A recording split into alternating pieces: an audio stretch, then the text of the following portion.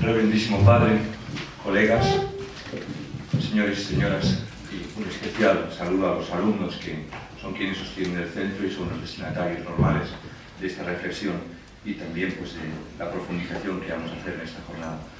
Baste la acción de gracias al doctor Jaume González Padroses y todos lo sentimos ya en disposición de comenzar.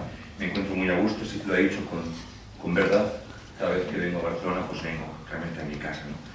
Yo además me siento alumno de esta casa porque, en definitiva, aquí grandes amigos y ya desde seminarista venía yo a Martico a dar los cursos de verano, o sea que esto es para mí un ámbito, ¿no? No había visto a un señor Peretena, que es un auténtico maestro, reconocido por todos como algunos de los padres aquí presentes.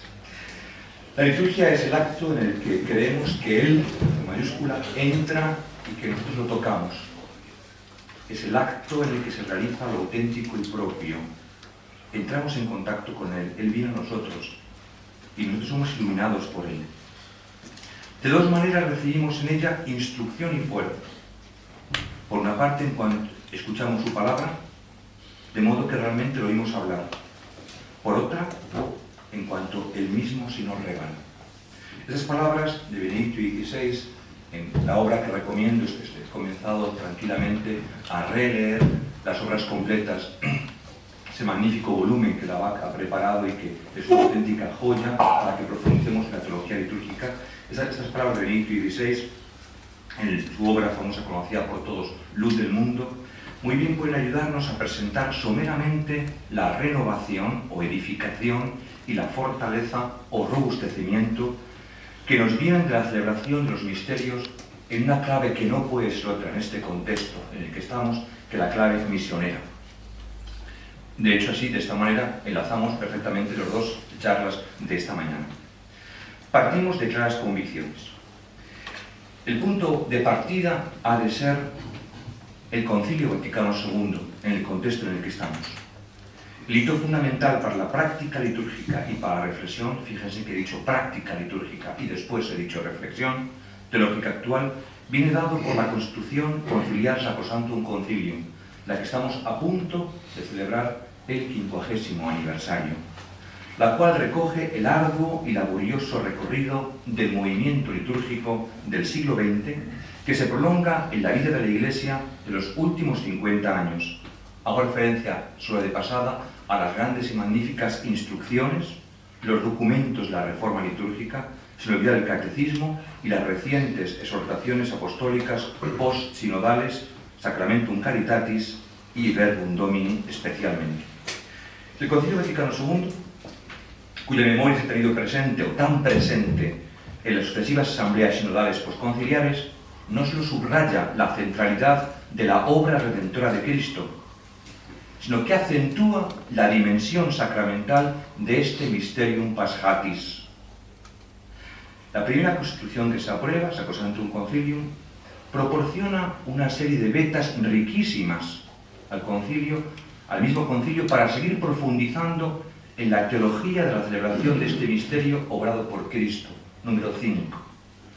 Partiendo del acontecimiento obrado por Cristo sacerdote, estamos en la línea misma del Mediator Dei, la doctrina conciliar recuerda que su humanidad, unida a la persona del Verbo, fue instrumento de nuestra salvación. Gracias a esta mediación, en Cristo se realizó plenamente nuestra reconciliación, santificándonos, y se nos dio la plenitud del culto divino para la glorificación del Padre. Ahora bien, por el Espíritu enviado por Cristo, que como sacerdote ahora sigue intercediendo por nosotros, esa obra redentora se realiza en favor nuestro y se hace en las acciones celebrativas de la Iglesia, la sinergia. El número 2 de Sacrosanctum Concilium llega a afirmar que estas mismas celebraciones litúrgicas proporcionan fortaleza, es decir, edifican y robustecen para predicar a Cristo. Proporcionan fortaleza a la Iglesia, la edifican, pero sobre todo para ser sacramento de Cristo para el mundo, presentándola como signo levantado en medio de las naciones. La liturgia de Cristo, liturgia con mayúscula, estoy ahora en el ámbito de Corbón, la liturgia con mayúscula, es decir, su obra de redención a favor de los hombres y de glorificación trinitaria se actualiza en la liturgia con minúscula, en la liturgia de la Iglesia. Esta, la liturgia de la Iglesia, por la presencia del mismo Señor y la prolongación de su sacerdocio, es una auténtica epifanía.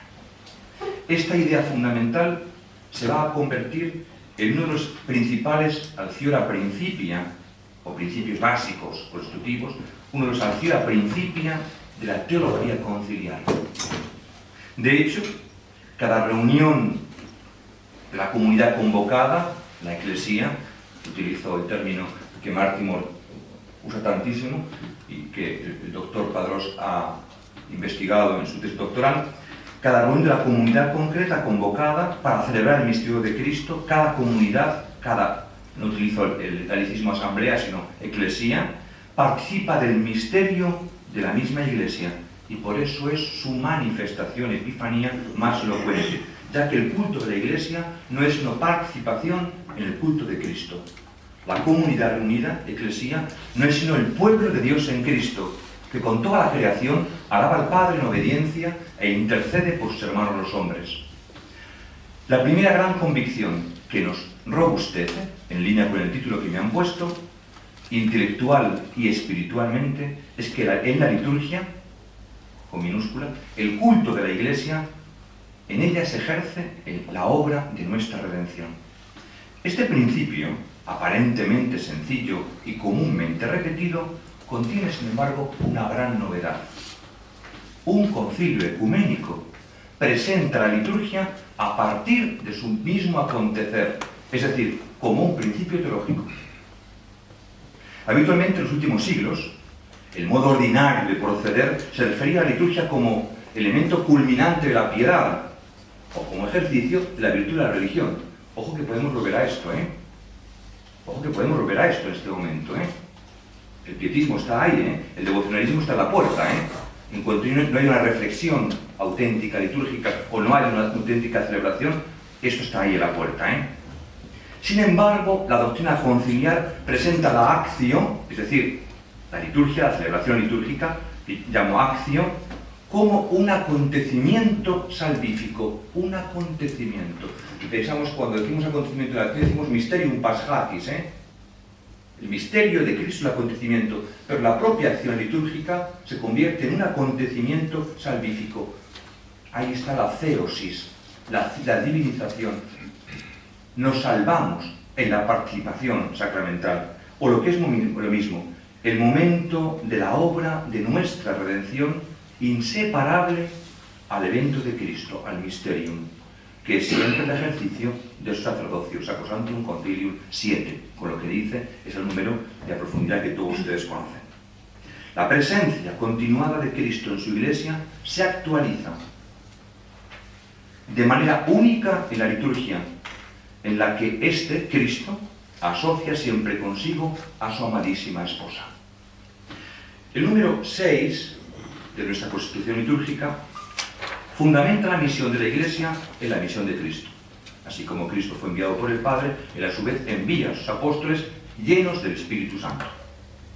Ahora bien, el envío evangelizador no solo consiste en la transmisión verbal de un mensaje, la predicación de la buena nueva a toda criatura, anunciando que Cristo, por su muerte y resurrección, nos libró del poder de Satanás, nos condujo al reino del Padre, sino también en realizar la obra de la salvación, es decir, en celebrar la liturgia con minúscula, con unas acciones que actualizan en la comunión de la Iglesia el misterio de Cristo, el acontecimiento, mediante el septenario sacramental en torno al cual gira toda la restante expresión litúrgica de la comunidad cristiana.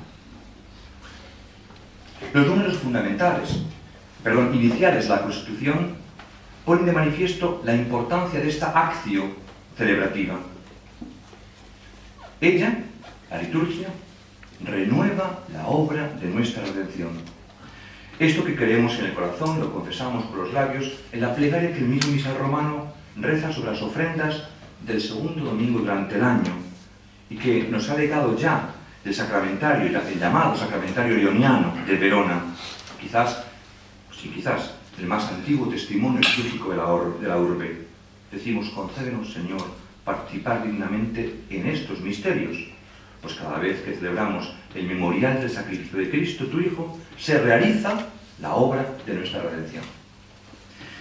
Es constante la conciencia de la Iglesia que, como consecuencia del señorío de Cristo, dice la gente, recibimos muchísimas cartas cada semana, en verano, muchas de Cataluña, que conectan la radio con Cataluña, que yo no digo casi nunca, Señor, ten piedad en misa, casi nunca. Luego, 28 años ordenado, casi nunca. Aprendí en Cataluña la importancia del Kyrie eleison. Era yo seminarista, y diácono, con pantalón corto. Y aquí aprendí la importancia de aquella expresión, Kyrie eleison. La he usado casi siempre, con la cantidad de melodías, porque expresa como nada, en griego, el señorío de Cristo. Eso me impresionó muchísimo. Pues bien, es constante la conciencia de la Iglesia que, como consecuencia del señorío de Cristo, del Kyrios, y de su intercesión sacerdotal en la liturgia celeste, nuestra liturgia es una acción, mejor, acciones obradas por su presencia.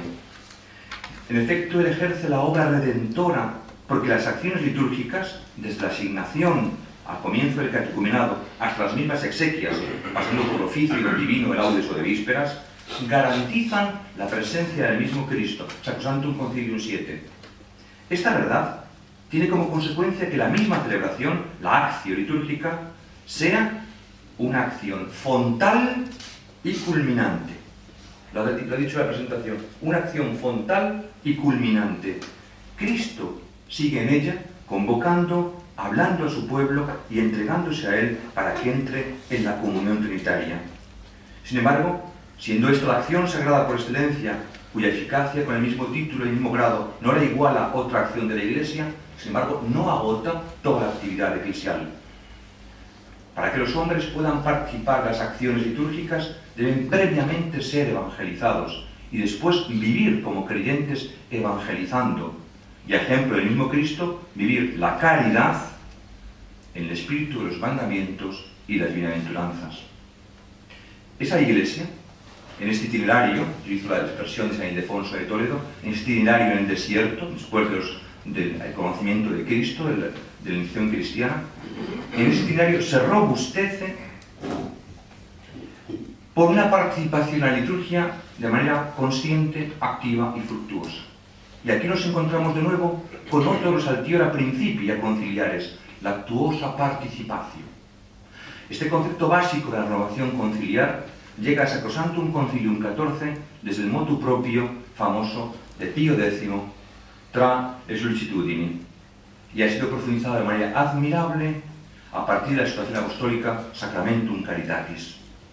La participación ha de ser interno-externa para que edifique, de modo que, de una parte, los elementos sensibles introduzcan en la realidad salvadora de que es portadora la liturgia, y de otra, los signos sensibles, palabras, silencio, música, gestos, actitudes del cuerpo, estén vivificados por la interioridad y sean su vehículo de expresión.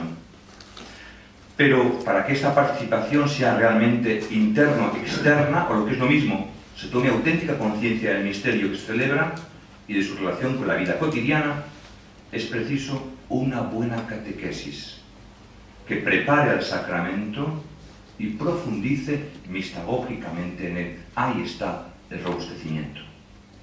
Y esto teniendo en cuenta a la persona concreta, a la que va dirigido el mensaje, que siempre será el mismo y a la vez nuevo, en la apertura a culturas y situaciones en las que el destinatario del mensaje se sitúa.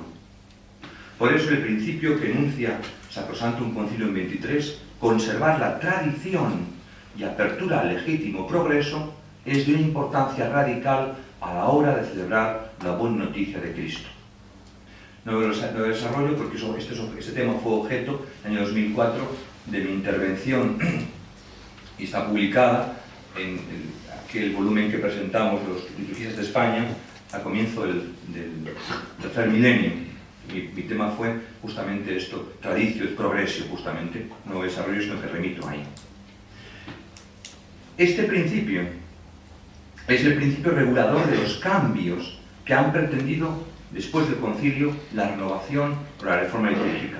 Recuerdo aquellas ideas que todos tenemos presentes, la investigación, no las ocurrencias desde la ciencia teológica, el tomar en cuenta la experiencia previa, fundamental, y tercero, los cambios que se han de hacer sean los necesarios y los fundamentales, no simplemente lo que nos viene corriendo, ¿no?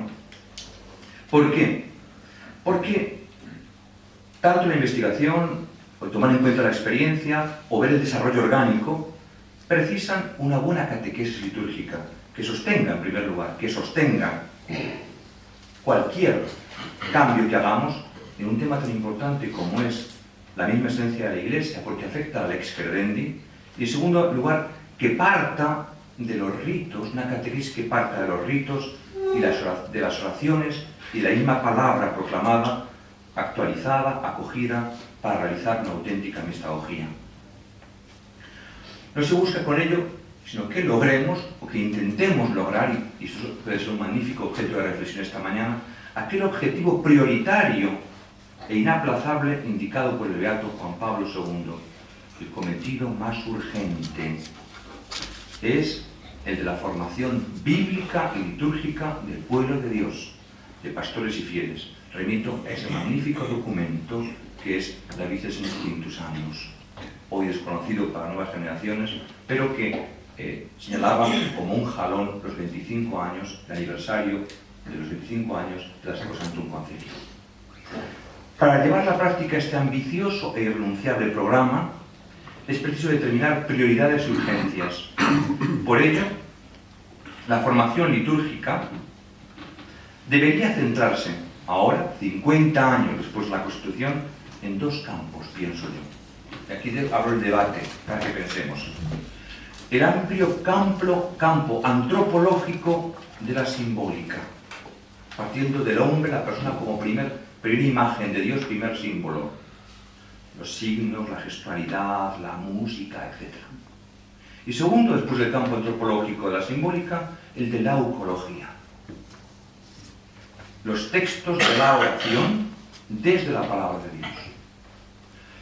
Esto me parece que son dos ámbitos irrenunciables. Toda catequesis, toda predicación, toda reflexión que parta desde ámbitos distintos, me parece que no están en la línea con lo que acabo de decir como presupuesto. Cuando esto se ha realizado en la historia de la Iglesia, la celebración litúrgica ha edificado y robustecido de manera elocuente a nuestro pueblo. Segundo punto, ¿qué consecuencias para la novedad y la fuerza de la vida sacramental? Si es verdad que en las acciones litúrgicas está Cristo realmente presente, éstas se convierten en un acontecimiento eclesial sin parangón. Lo ha dicho al principio de la presentación. Fons et culmen de la vida de la Iglesia que edifica y robustece la vida del creyente. Sin embargo, la acción celebrativa, la actio, no tiene como objeto al sujeto celebrante. Por los cristianos no nos celebramos a nosotros mismos, sino a Él, misterio que acontece en nuestras vidas, y lo celebramos como es, sin deformar ni abusar de su palabra. Celebramos como algo que recibimos, que se nos ha transmitido y transmitimos. Es decir, con entrega al que previamente se nos entregó o se entregó por nosotros. Ahí está la liturgia de la vida. La obediencia, la pobreza, la castidad, la humildad, en definitiva la caridad, la entrega de nuestra vida a aquel que se entregó por nosotros. Esta es la gran novedad de la celebración cristiana. Y de ella, por el Espíritu, nos viene toda fortaleza, objeto de la reflexión primera de esta mañana. Toda nuestra vida, lo he dicho antes, desde que el obispo, en su defecto el presbítero, hace la señal de la cruz sobre el catecúmeno, hasta que el diácono lo despide delante de la fosa, en las exequias. Toda nuestra vida está jalonada por celebraciones que no pueden ser más que sacramentales. La auténtica edificación, la renovación, la nueva vida y a la vez la fuerza no vienen sino del santo neuma. Y vienen del santo neuma eficazmente, de manera consacratoria, en la iniciación cristiana, en los 3 sacramentos. Son renovación y fortaleza lo que se experimenta también en los 2 sacramentos de sanación, la reconciliación de los penitentes y la unción, y no menos, para el servicio de la comunidad humana y eclesial, es lo que se experimenta en los sacramentos del matrimonio y del orden sacerdotal. Es esa nuestra convicción clara. La celebración, presencia objetiva del Señor resucitado, subrayo presencia objetiva, con lo que tiene eso de eficaz, es el antídoto contra el relativismo en el cual nos movemos. Un relativismo que destruye y debilita, mientras que la celebración edifica y robustece. Si queremos presentar ante el mundo un antídoto ante el relativismo, presentémosle una gran, auténtica celebración. En un mundo de falsedad, en un mundo de maldad, en un mundo de mentira, la celebración es expresión de la verdad, de la belleza y de la bondad. Digo esto porque la verdad de las vías, la vía pulcritudinis, la vía omni, la vía veritatis, ¿no? Verdad, belleza y bondad.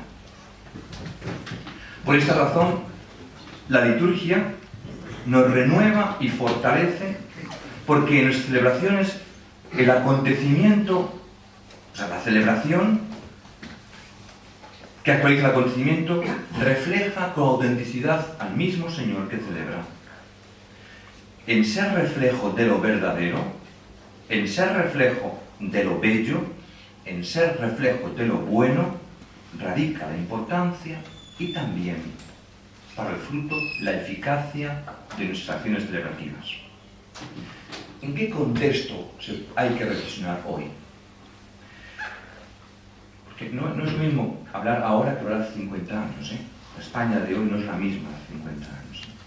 Y no aceptar esto no está en la realidad.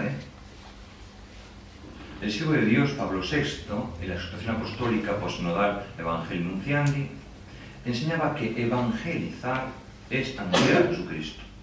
Hoy no podemos hablar de liturgia, sino en un contexto de lo que significa la nueva evangelización.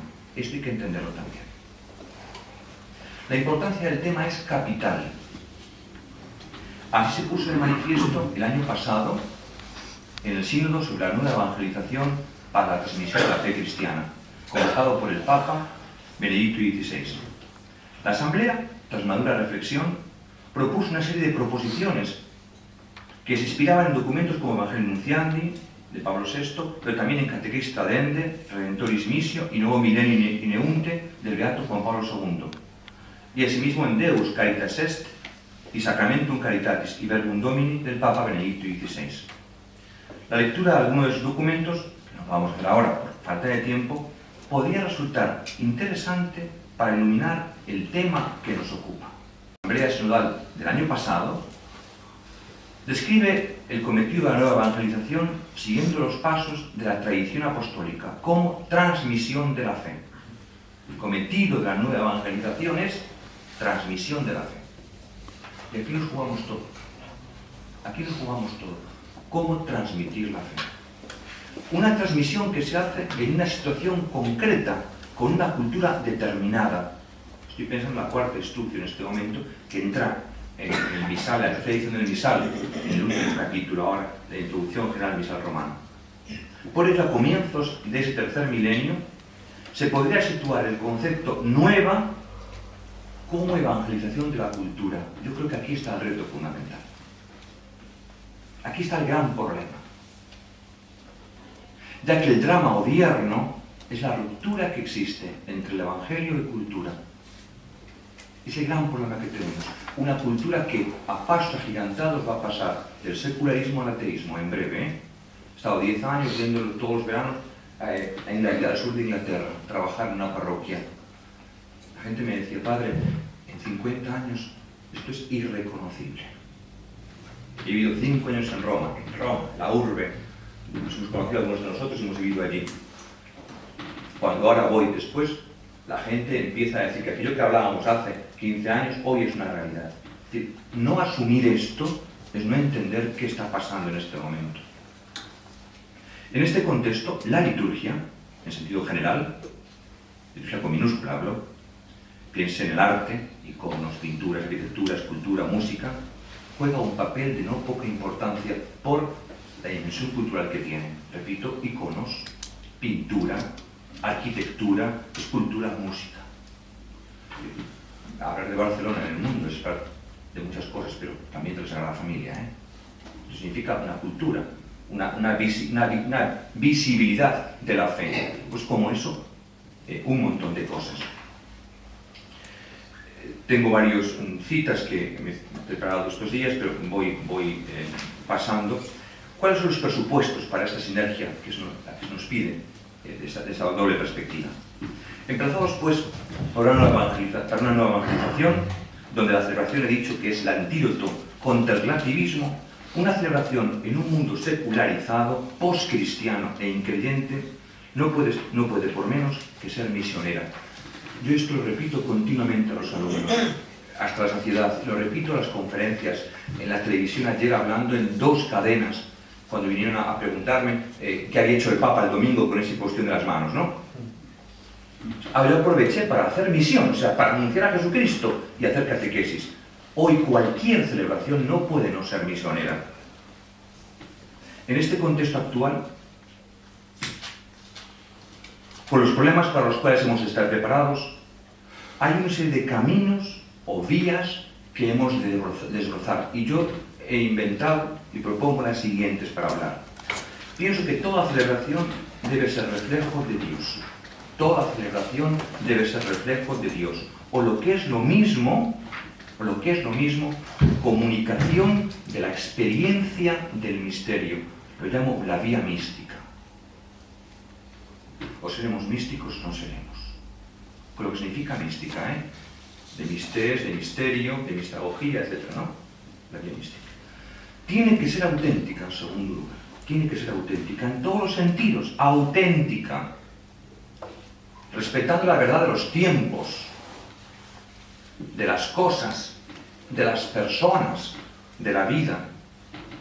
Pero también buscando autenticidad, buscando en la celebración coherencia, autenticidad. En castellano yo traduciría santidad por autenticidad. Me parece preciosa idea. Es lo que llamo la via veritatis. La via veritatis. Tercero, ha de impactar por su belleza, porque la belleza es atributo divino, y tocamos el misterio, palpamos con nuestras manos al verbo de la vida en las celebraciones litúrgicas. Es lo que denomino via pulcritudinis. Tiene asimismo que contar con la novedad que suponen las nuevas generaciones y las denominadas hoy en sociología culturas emergentes, diferentes grupos, sensibilidades, lenguas, ritos. Es la vía novitatis. No basta con decir usos y costumbres. En Castilla era muy típico, había una fiesta que era usos y costumbres, se decía eso, usos y costumbres. Hoy eso no sirve para nada, porque nadie sabe lo que pasó ayer, nadie recuerda. Vivimos en un mundo de la inmediatez. Hoy por el móvil nos llega lo que va a pasar hoy, O sea, el móvil, el internet nos anuncian la novedad continua. Vivimos en el continuo anuncio de lo que acaece en este momento. Nadie se acuerda de lo que pasó el año pasado, Ha de contar con las realidades antropológicas para el servicio al hombre concreto, con la inculturación y las debidas adaptaciones. Recuerden aquel magnífico documento, la cuarta instrucción de la inculturación o adaptación. Pero juntamente con eso, hoy se comienza a hablar mucho en la escuela estadounidense, las escuelas sobre todo metodistas, no tanto de inculturación, sino de exculturación. Es muy interesante esto. Ahora los sudamericanos comienzan a hablar de la exculturación. Yo tengo 6 monjas en mi monasterio donde yo sirvo que son africanas. Y entonces tenemos a veces tenemos así en broma, ellos que saben que soy madrileño, es chuleta, ¿no? También entiende chulo, ¿no? Digo, tenemos merienda de negros, ¿no? Entonces me reúno con las hermanas geniatas, ¿no? La merienda de negros es la reunión con ellas, ¿no? Y es muy interesante escucharlas porque el africano tiene bueno, hablo en general, ¿verdad? Cuando uno generaliza siempre tiene el riesgo de no decir nada, pero hay una natural religiosidad interesantísima que el europeo ha perdido esto. Es muy interesante escuchar, ¿no? Y me dice, un día me dijo una hermana, hace 6 meses, sí, comenzando el curso, y solo he pensado justamente para esto: padre, ¿qué hay en la fe que no sea europeo? Qué interesante pregunta, ¿eh? ¿Qué hay en la fe que no sea europeo? Porque no lo hemos pensado esto muchas veces, ¿eh? Europa tiene una urdimbre que es la fe cristiana, ¿eh? Uno va al norte de Escocia, tiene una experiencia muy buena, muy interesante, para comparar con el mundo mozárabe. Es interesante que en Iona, en una isla de las Hébridas, en Escocia, se ven exactamente los mismos imágenes, los mismos caracteres que en Córdoba. La cruz es la misma en Iona que en Córdoba. ¿Cómo aquella gente se comunicaba? Estamos hablando del siglo VIII, ¿eh? Siglo VII, siglo VIII, el mundo visigótico, interesantísimo. Hay una cultura en Europa, pero hay que esculturar la fe también. O sea, hay algo genuino que no pasa por Europa, ¿eh? A la hora de evangelizar y celebrar. Es un campo que se abre ahora, interesantísimo. Es la vía hominum, que le llamo, la vía hominum. Cada persona, con su cultura concreta, la vía hominum. Y, en penúltimo lugar, tiene que expresar sobre todo el sentido del misterio, o el sentido del misterio que siempre nos supera, lo que llamo la vía neumática, tan querida por Oriente, la que tenemos tanto que aprender en este momento, y hago así ya una apertura a las iglesias orientales.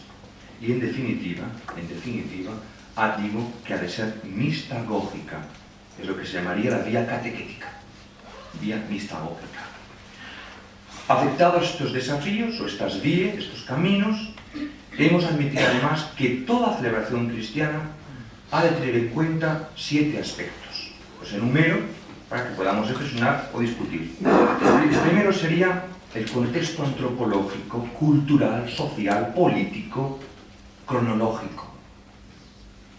Una celebración no está desencarnada de la lengua, de las personas, la historia, la política, la sociedad, del tiempo en el sentido concreto, también litúrgico. Segundo, el aspecto de pertenencia a la Iglesia, el sentido profundo de no vamos simplemente porque es una cultura, porque toca la fiesta del pueblo y toca ir, ¿no? Hoy la celebración no puede obviar este aspecto que es fundamental, el sentido de pertenencia a la Iglesia como cuerpo de Cristo y esposa del Cordero, dimensión paulina y joánica, cuerpo de Cristo y esposa del Cordero. Tercero, la conciencia de que la Eclesia, este grupo concreto que celebra, está convocada, alentada, sostenida y acompañada por el Espíritu. Detrás de esta frase está mi querido profesor, Padre Triac. Cuarto, acabo de ver al director de las Sociedades Bíblicas, cuyo comité directivo que formó parte de la Sociedad Bíblica, y esto lo digo con una conciencia clarísima: la importancia de la palabra con mayúscula. Hay que tener en cuenta la importancia de la palabra divina y ecológica. El viernes pasado se ordenaron una veintena de diáconos, 25 diáconos, eran presbíteros en mi diócesis, y he estado dándoles un curso intensivo durante una semana sobre los libros litúrgicos fundamentales, ¿no? Y una mañana les hablé monográficamente del bendicional, ¿no? Me decían que para bendecir no hace falta la palabra de Dios, que para qué decir un texto de la palabra de Dios, ¿no? Entonces, fijaos que 50 años por el concilio no hemos asumido que hay 2 mesas, ¿eh? La mesa de la palabra y la mesa del sacramento. No lo hemos asumido. Cuando tú te pones a escuchar a los alumnos, te pones no en ámbito de dar una clase, sino en un coro y escuchas y estás con ellos, ¿Te das cuenta de que hay cosas que faltan? Pues bien, este cuarto aspecto es la importancia de la palabra divina y con la palabra la importancia de la eucología. En mi diócesis, yo no sé cómo será aquí, los curas son muy fieles, muy devotos al plegario eucarística segunda. Esto es una cosa fundamental, es una creencia absoluta esa. Los misales romanos están inmaculados, impolutos, pero las páginas del canon, anáfora segunda, están llenas de la grasilla, casi negrilla, tal. Es una fidelidad absoluta, casi sacerdotal, conyugal, sin variación. No hay plegaria cuarta, esto no, nunca jamás. Esto es como el Espíritu Santo en Éfeso, no se conoce que haya esta cosa. El canon romano es carca. Yo llevo años, desde que llegué de Roma, a los curas que canto la primera misa les digo, hombre, nos ordenamos en el rito romano. Pues, es una imposición, ¿verdad? Pero bueno, estamos así en esta cosa, ¿no? Pero eso es nuestro en este momento. Pues, a menos la primera misa, que será la liturgia de Roma, ¿no? Que da posibilidad a 4 intervenciones, porque además anáforas se puede intervenir o no, según se quiera, pero utilizan ese primer día y ya no, que son vírgenes más, o sea, ya no hay más nunca el canon romano, o sea, bueno, es decir, la eucología, lo que significan los prefacios, hablar, predicar de las colectas, ¿no? Con una dimensión, o recobrando la dimensión ascendente y descendente, anabática y catabática que toda oración tiene. Quinto, la gestualidad y la corporeidad. En esto somos calvinistas los católicos romanos en este momento. Es que el cuerpo no pinta para nada. Ni levantamos las manos, ni nos inclinamos, ni nos arrodillamos. O sea, ¿dónde está la gestualidad? Ojo, porque ahí está Raúl Berzosa y sus reflexiones que tan interesantes. Una nueva manera de ateísmo se manifiesta en las nuevas religiones, Yo querría decir, para acabar, que, si luego en el lenguaje, en el coloquio podríamos hablar mucho más, que el tercer milenio que acabamos de comenzar no ha sorprendido a la Iglesia, porque Cristo es el mismo ayer, hoy y siempre. Y la Iglesia, al comprenderse a sí misma, al servicio del plan salvífico de Dios, reconoce que ella es la ciudad santa, la Nueva Jerusalén, presente ya en cierto modo en cada realidad humana. Y ella, la Iglesia, pretende hacer que sus celebraciones litúrgicas, sus experiencias de vida comunitaria y su ejercicio de la caridad, lo que es la liturgia, la martiría y la diaconía, se vuelvan importantes para el contexto urbano donde mayoritariamente viven los hombres de hoy, con vistas a que el Evangelio se encarne en la vida de los hombres y edifique y robustezca sus vidas. En este mundo globalizado y urbano tienen cabida todas las realidades eclesiales, desde los monasterios a los movimientos de viejo y moderno cuño, las antiguas formas de vida consagrada y, cómo no, la parroquia. El reto, como corolario que tenemos ante nuestros ojos, ya lo presentaba Pablo VI en el lejano 1963, hace ahora justo 50 años, cuando presentaba en diciembre la Constitución Sacrosanctum Concilium. Y no me resisto en leerlo porque creo que son palabras breves pero preciosas que cierran como corolario esta reflexión que he intentado poner de manifiesto algunas ideas para manifestar y luego pensar. Decía el Santo Padre: la Sagrada Liturgia es la fuente primaria de aquel divino intercambio en el cual nos viene comunicada la vida divina. Es nuestra primera escuela y el primer don que tenemos que ofrecer al pueblo cristiano. Hoy, además, con nuevo ardor y con nuevos métodos, vemos que tenemos posibilidades de ofrecer al pueblo de Dios y al mundo los medios para que crea en el Señor Jesús y viva como hijos de Dios, es la theos y la divinización. Así, en estos días, preparándonos a celebrar el 50 aniversario de la promulgación de la Constitución Conciliar sobre la Sagrada Liturgia, el próximo día 4 de diciembre del presente año del Señor, seguimos creyendo en la fuerza espiritual de la liturgia, en la fuerza que robustece, que es el lugar principal el lugar principal, dice Vicesimus Quintus Annus, el lugar principal del encuentro entre Dios y los hombres, donde se edifica su iglesia. Por lo tanto, subrayamos la afirmación de que el mayor empeño se ha de poner en la liturgia. Dice Nuevo Milenio Neunte, el mayor empeño se ha de poner en la liturgia, cumbre a la cual tiende toda la actividad de la Iglesia y al mismo tiempo la fuente de su fuerza, de su robustecimiento. Lo hacemos convencido de que un vínculo muy peculiar relaciona la nueva evangelización con la liturgia. Acaba de publicar en Cataluña Misa Dominical Fisiquera. Esta representa la acción principal mediante la cual la Iglesia manifiesta en el mundo el hecho de ser mediadora de la revelación de Jesucristo.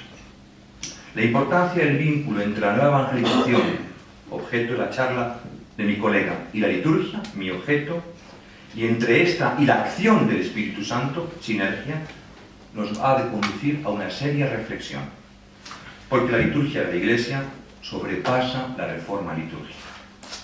Hoy ya no podemos continuar hablando de cambios, decía Juan Pablo II, como en tiempos de la publicación de la Constitución hace 50 años.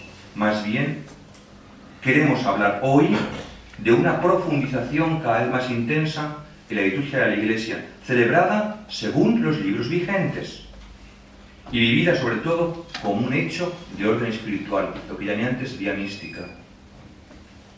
Desde ahí se nos invita a evangelizar para la renovación, tanto personal como eclesial, y con la fortaleza del Espíritu. Muchísimas gracias.